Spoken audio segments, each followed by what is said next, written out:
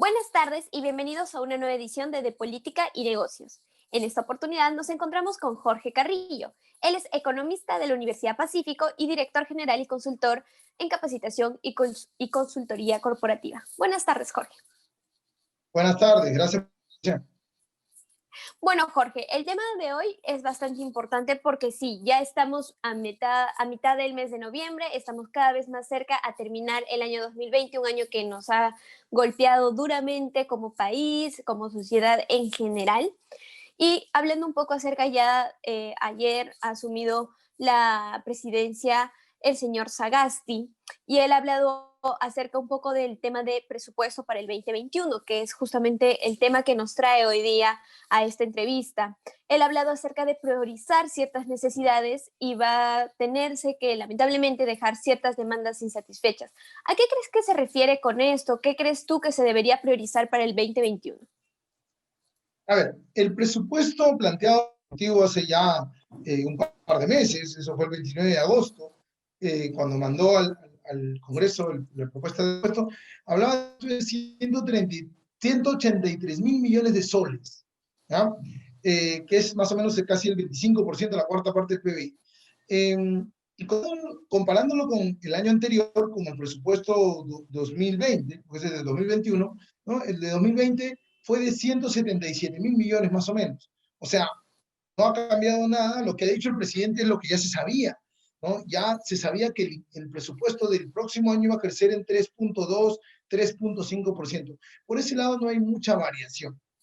El tema es que lo importante que es entender el contexto, ¿no? Somos un país que en los últimos años ha gastado un poquito más de lo que ganaba, ¿no? Su ingreso era, digamos, de 100, su gasto era 101, 102, ¿no? Y había un pequeño hueco que se llamaba el déficit fiscal, ¿no? Pero ¿qué pasa? Este año, 2020, sí ha sido crítico, porque los ingresos se han reducido en más o menos 30 mil millones de soles, la recaudación, los impuestos, porque las empresas han cerrado y no están pagando impuestos, hay gente que se ha quedado sin trabajo y tampoco está pagando impuestos, ¿no? La gente está consumiendo menos, está pagando menos IGB. Entonces, todo eso ha hecho que el ingreso del gobierno baje en 30 mil millones y el gasto más bien aumente, porque se tiene que combatir la pandemia. Y entonces, si antes tenías un gasto de X, ahora tienes un gasto de 100, ahora tienes un gasto de 105. Y si antes tenías un ingreso de 100, ahora tienes un ingreso de 70, ¿no? Entonces, como en cualquier familia, si tus ingresos ahora son 70 y tus gastos son 100 o 105, ¿cómo tapas el hueco? Con deuda, ¿no? Por eso es que el presidente anunció que el Perú va a tener que endeudarse porque no hay otra forma, pues, salvo que tengas ahorros, ¿no? Que también podemos usarlos, pero vamos a tener que endeudarnos más como país, ¿no? Y ahí tiene esto mucha relación a tener un manejo responsable en la economía, ¿no?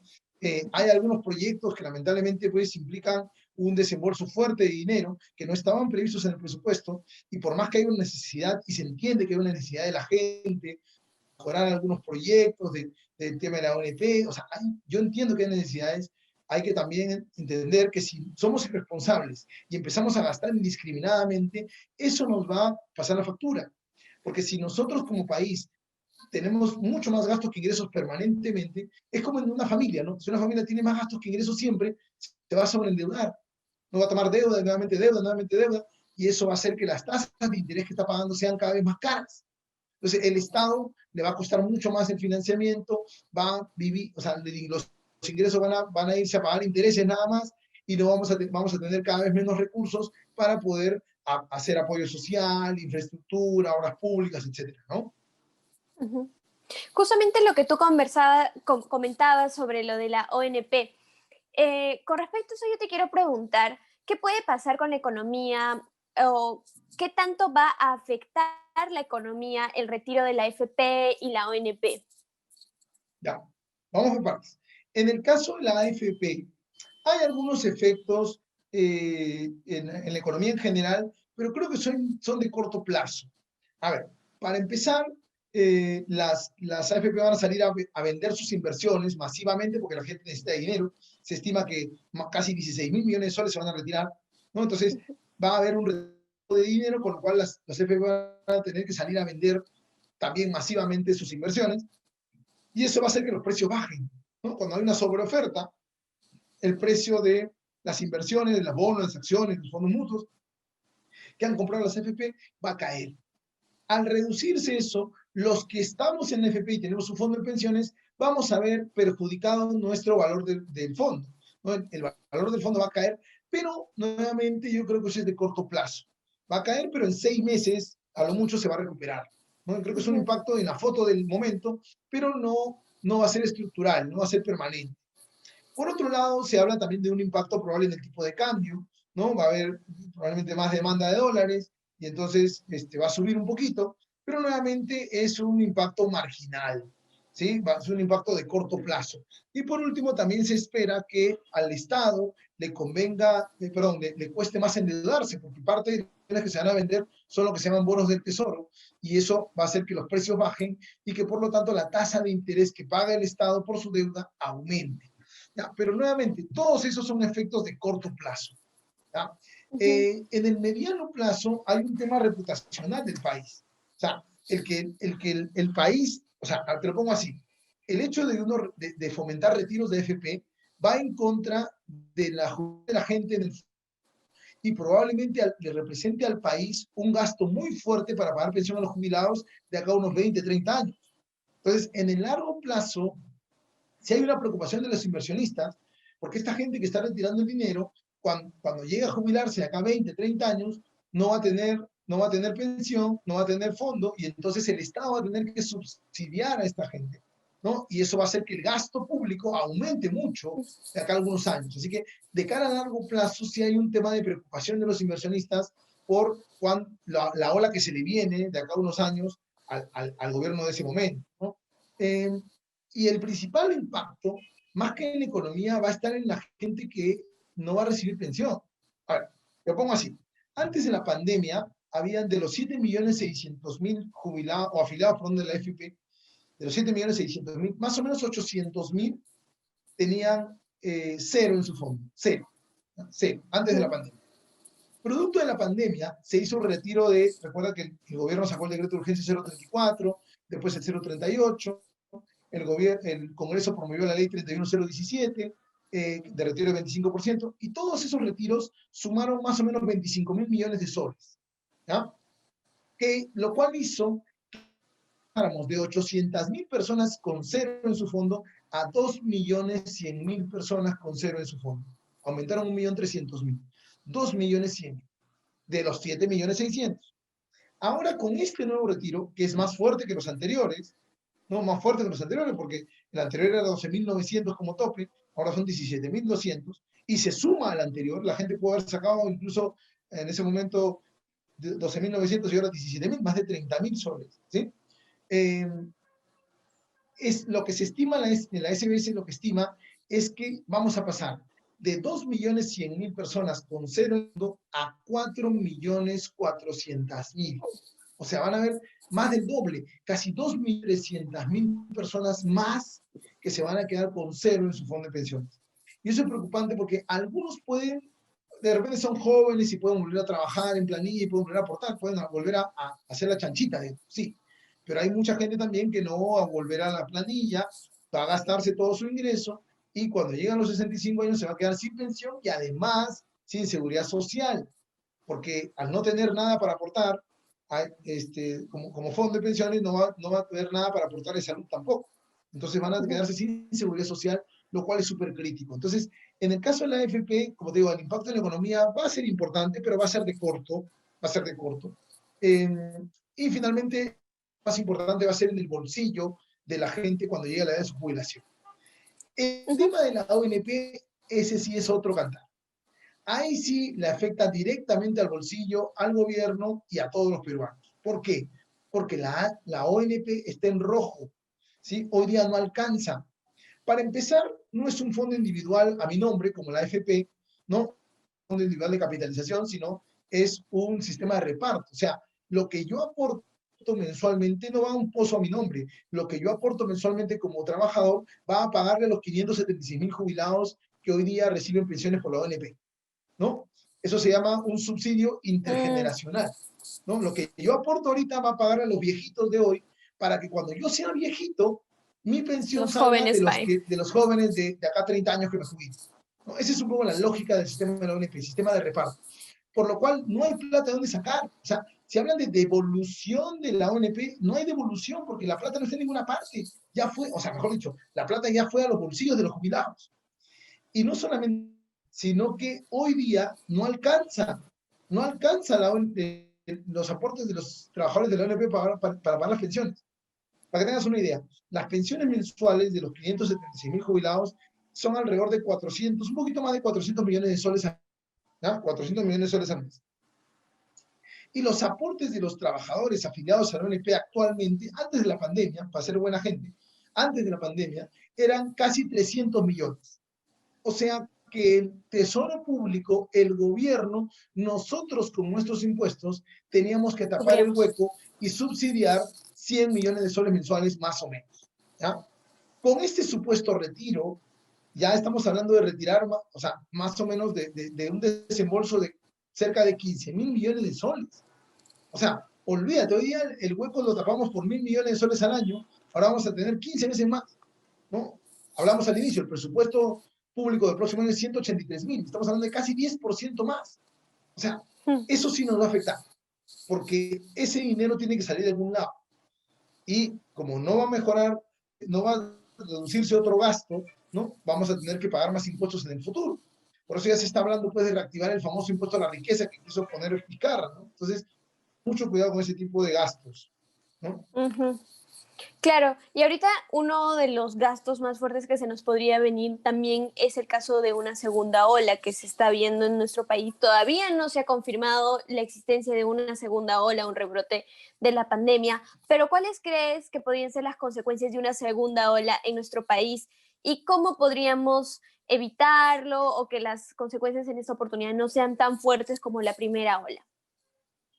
O sea, a ver, la primera ola le golpeó al país de forma abrupta, ¿no? Fuimos el país más golpeado del mundo, ¿no? En cuanto a crecimiento del PBI de ese momento, ¿no? Recuerda que el PBI de abril, que fue el primer mes completo sin pandemia, fue casi 40%, 39.93%, o sea, cayó el PBI al piso y en mayo fue 32 y en junio 18, ¿no? La caída, estamos hablando de las caídas en el PBI. O sea, la primera ola nos golpeó más que cualquier país en el mundo, ¿no? Con lo cual, algunos expertos mencionan que la segunda ola no sería tan fuerte porque la primera ya fue muy fuerte, ¿no? En otros países, la primera ola no fue tan fuerte, fue controlada a tiempo, y entonces esta segunda es peor que la primera, ¿no? En nuestro caso, si es que hay segunda ola, se estima que va a ser menos nociva que la primera. Sin embargo, eso no quita que no nos vuelva a pegar, ¿no? Entonces, si hay una segunda ola, es muy que nuestra recuperación económica no empiece pues tan pronto, ¿no? Nosotros estábamos en el sótano 30 y hemos bajado, ahora ya estamos en el sótano 7, ¿no? Entonces, estamos y con la fe, la esperanza de que en 2021 lleguemos al primer piso y ya en 2022 podamos crecer. Que Pero claro, si hay es una una segunda vista ola, pues bastante positiva, ¿no? Pero muchos economistas sí. afirman que es muy difícil. Lo que pasa es que hay dos cosas que podrían hacer que demore mucho la recuperación, mucho más que 2021. La primera es la posibilidad de una segunda ola, por eso es que hay que mantener el control sanitario, ahora que se vienen las fiestas de fin de año, ¿no? Y además, acuérdate que las protestas que han habido por el tema de la vacancia, etcétera, han sido foco de contagio de todas maneras, ¿no? O sea, ahí ha habido un evento no previsto que puede multiplicar el contagio. Entonces, ahora más que nunca, en las fiestas de fin de año, hay que tener mucho cuidado pues con las reuniones sociales, con los eventos masivos, ¿no? Porque el virus no se fue. ¿No? La mejor medida económica que se puede tomar es controlar la epidemia. Porque si no se controla la pandemia, olvídate, todo sigue cerrado, la gente no consume, la gente gasta en curarse y en oxígeno, entonces se vuelve todo un tema complicado. El otro factor que va a influir en la recuperación económica es la incertidumbre, ¿no? La incertidumbre por el lado del nuevo gobierno, que esperemos que se disipe esta semana. Yo la verdad que confío que esta semana se disipe esa incertidumbre y el gobierno va a demostrar un manejo responsable de nuestra economía. Yo confío que Sagasti va a poner un presidente, pero va a poner un ministro de Economía súper responsable, ¿no? Que pueda manejar muy bien los hilos económicos del país. ¿no? Y que como gobierno tenga un firme propósito de ser, y ya lo dijo el presidente, de ser ordenado con nuestras cuentas fiscales. Así que esa incertidumbre creo que se va a disipar rápido. Pero la otra que va a demorar en disiparse es la incertidumbre del nuevo presidente a partir del 28 de julio de 2021, ¿no? Hasta el 10 de abril son las elecciones, hasta el 11 de abril, perdón, no vamos a tener claridad sobre el nuevo gobierno que se nos viene y obviamente la nueva política se va a seguir, ¿no? Entonces, eso puede un poco retrasar la recuperación, ¿no? Definitivamente, tal cual tú lo dijiste hace un minuto, en la época tal vez para ver lo del tema del rebrote, sí, las manifestaciones han sido un foco infeccioso, todavía no tenemos conocimientos de si ha traído alguna consecuencia a nivel de la pandemia, pero definitivamente en el mes de diciembre lo que tenemos es la campaña navideña, ¿no? Que es una campaña que durante todos los años siempre ha aglomerado una cantidad bastante grande de personas que salen a hacer sus compras. Entonces, desde diversos sectores se ha invocado al gobierno que adelanten las campañas navideñas porque la gente tiene que empezar a hacer, o hasta se ha propuesto que se adelante la entrega de la gratificación para las personas que trabajan en el sector estatal, para que puedan hacer sus compras con anticipación y evitemos esas aglomeraciones. Pero hablando un poco de la economía de nuestro país, se dice que la economía peruana tiene ciertas fortalezas. La pregunta del millón es, Jorge, ¿todavía las tiene? Y si las tiene, ¿cuáles son? Sí, o sea, a ver, hemos durante 30 años cuidado nuestras cuentas fiscales, ¿no? El Perú ha sido un país que ha procurado no gastar más de lo que tenía, ¿no? Como yo comentaba al inicio, y eso mostraba un buen orden.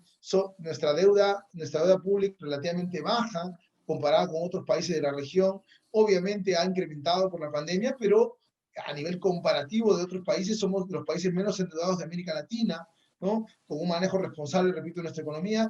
Yo creo que todavía tenemos ciertas fortalezas, hemos sido golpeados como todos, pero todavía estamos mejor parados que muchos países de la región. Así que lo importante es recuperarnos rápido y no, o sea, no cometer excesos que más bien incluyan lo que hemos construido durante tantos años, ¿no? Ujú. Y justamente hablando todo el contexto de la pandemia, es que realmente si es que queremos hablar desde cualquier sector, yo creo que la pandemia es un tema que ha influido demasiado este año porque ha atacado a todos los sectores a su manera, se han visto afectados con la llegada de la pandemia. Ha dejado, estamos hablando de más de 4 millones de personas que perdieron su empleo durante el tiempo de pandemia. ¿Qué sectores crees tú que deberían ser reactivados con mayor urgencia para que se pueda también generar una mayor tasa de empleabilidad?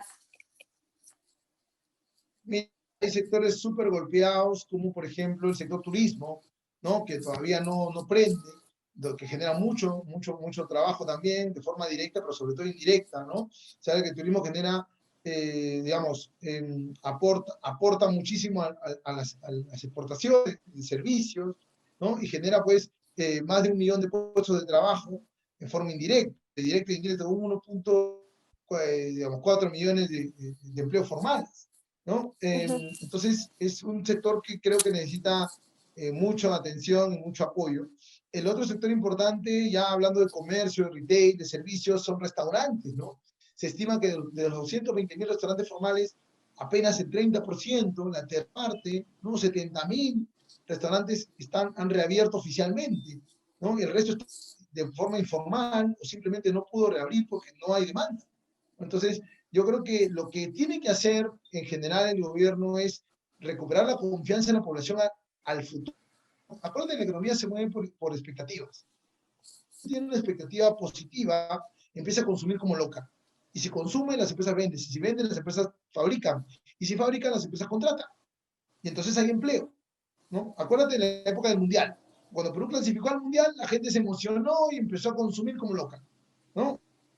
Digamos, y empezó a mejorar un poco la economía, empezó a girar la rueda.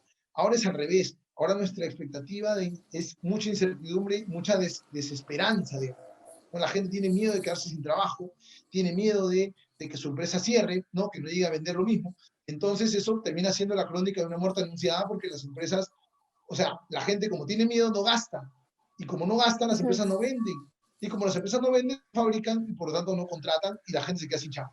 Entonces, hay que tener un poco, o sea, lo que tiene que hacer el gobierno es mejorar la confianza de la población, de los inversionistas, para que justamente se recupere el consumo y la inversión privada, y a partir de eso empiece nuevamente ese círculo virtuoso, ¿no? De producción y consumo, ¿no?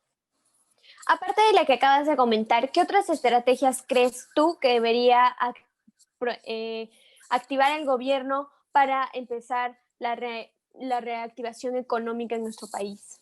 O sea, tres cosas, ¿no? La primera es promover la inversión, ¿no? Ujú. La mejor apoyo social para el empleo es la inversión privada. No, tienes que promover la inversión, tienes que dar confianza al empresario peruano de que las reglas de juego se van a respetar, ¿no? Tenemos que tener estabilidad jurídica, económica, ¿no? Y eso es súper importante y creo que es lo más importante. En segundo lugar, lo que puede hacer el Estado es, más bien, va a tener que ser muy fino para negociar con el Congreso estas medidas populistas que más bien podrían tambalear nuestros cimientos económicos. Entonces tiene que plantear una estrategia de concientización, no solamente al Congreso, sino a la población, de lo importante que es mantener un orden en nuestras cuentas públicas, ¿no? Entonces yo creo que hay una estrategia importante de que se entienda o sea, lo relevante que resulta ser ordenados de forma financieramente hablando como país. Y lo tercero ya tiene que ver con la inversión pública, ¿no? Tiene que acelerarse los procesos de inversión pública, no puede haber tanta burocracia que hace que la tramitomanía hace que nosotros estemos demorándonos en el tema de Arranca Perú, o sea, mira cuánto demoró el FAE Agro, o sea, el FAE Turismo, ya terminó la campaña agrícola y recién salía el FAE Agro a vender, a colocarse. Entonces, o sea, tenemos que ser un poco más ágiles, ¿no? Y tiene que el gobierno trabajar en la capacidad de respuesta. Estamos en una época de emergencia, con lo cual tenemos que responder mucho más rápido. No podemos demorarnos a paso de tortuga con callos, porque eso va a hacer que, pues, muy perjudicados en el camino, ¿no? Yo creo que va por ahí. Uh-huh. Finalmente, Jorge, ¿cuál, ¿cómo ves tú el escenario 2021? ¿Cuáles son las expectativas en el mercado para el 2021? Mira, yo creo que el 2021 vamos a recuperarnos. O sea, lo peor ya pasó. Lo peor ha sido este año. Uh-huh. Eso ya pasó. Va a ser mejor que 2020 definitivamente, pero no va a ser igual a 2019.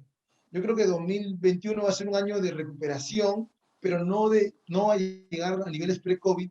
Y yo creo que los más optimistas pensamos que en el primer trimestre de 2022 ya vamos a tener niveles pre-COVID, ¿no? Digamos, los más conservadores hablan de fines de 2022 y la mayoría, pues, el promedio habla de mediados de año, pero todos creo que coincidimos en que 2022 va a ser el año en el cual vamos a poder nuevamente estar en los mismos niveles anteriores, ¿no? Así es, bueno. Y creo que también a nivel de pandemia, por lo menos el próximo año siquiera, yo creo que los 3 primeros trimestres del año van a seguir siendo todavía con todos los cuidados por el tema de pandemia, los cuidados por bioseguridad y más. Bueno, Jorge, ha sido un placer tenerte el día de hoy con nosotros. Muchas gracias. No sé si tendrás algún comentario adicional.